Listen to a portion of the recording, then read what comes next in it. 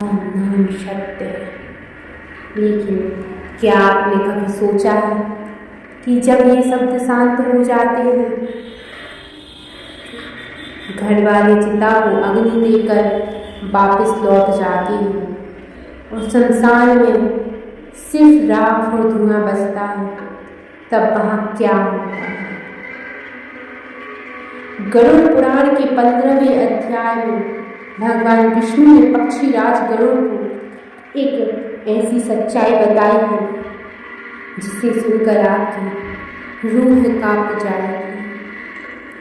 जब शरीर जलकर पंच तत्व में विलीन हो जाता है, तब आत्मा पूरे 1 घंटे तक उसी धड़कती चिता के पास खड़ी रहती है।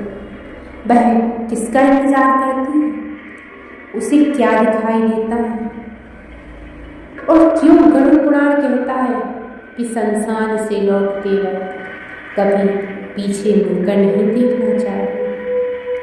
आज के इस विशेष वीडियो में हम मौत से लेकर यमलोक के द्वार तक की उस यात्रा का रहस्य खोलेंगे जो आज तक आपसे छुपाया गया। वीडियो को अंत तक देखिएगा, क्योंकि अधूरा ज्ञान आपकी शांति में बाधा बन सकता है। शास्त्रों के अनुसार मृत्यु से ठीक पहले इंसान की आवाज़ चली जाती है, उसे दिव्य दृष्टि मिलती है, उसे अपने पूर्वज दिखने लगते हैं। लेकिन जैसे ही प्राण निकल जाते हैं, 2 भयानक यमदूत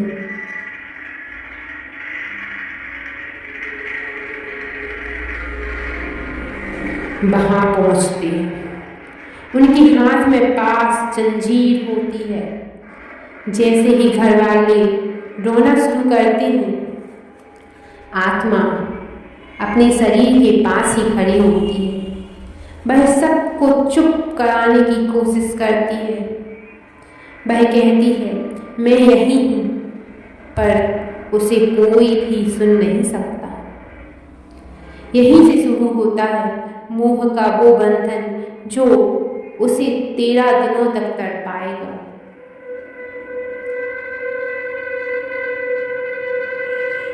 अब आता है सबसे बड़ा रहस्य। जब चिता जल रही होती है, आत्मा वहीं क्यों खड़ी रहती है? शरीर इसमें पुनः प्रवेश करने की कोशिश। गरुड़ पुराण के अनुसार आत्मा को यकीन नहीं होता कि उसका जीवन खत्म हो गया है। वह बार बार जलते हुए शरीर के अंदर घुसने की कोशिश करती है, लेकिन यमदूत उसे रोक देते हैं। कपाल क्रिया का रहस्य आपने देखा होगा।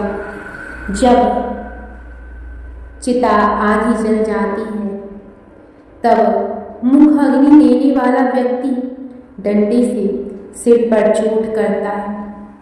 इसे कपाल क्रिया कहते हैं।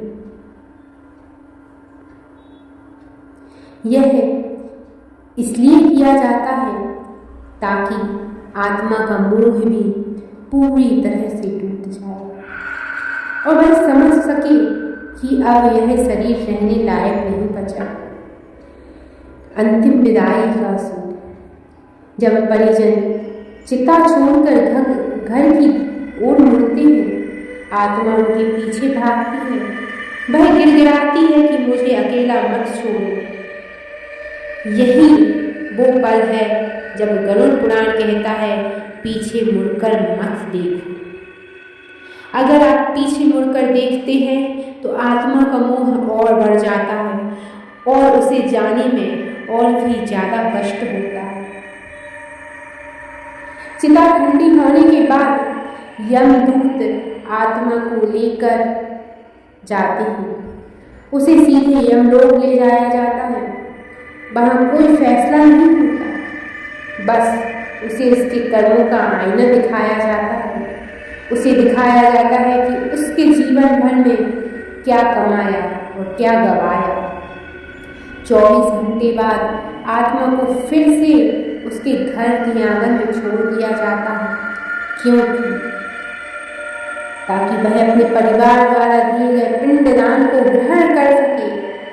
गरुड़ पुराण कहता है कि इन 10 से 13 दिनों में जो पिंडदान किया जाता है उसी से आत्मा को एक नया सूक्ष्म मिलता है।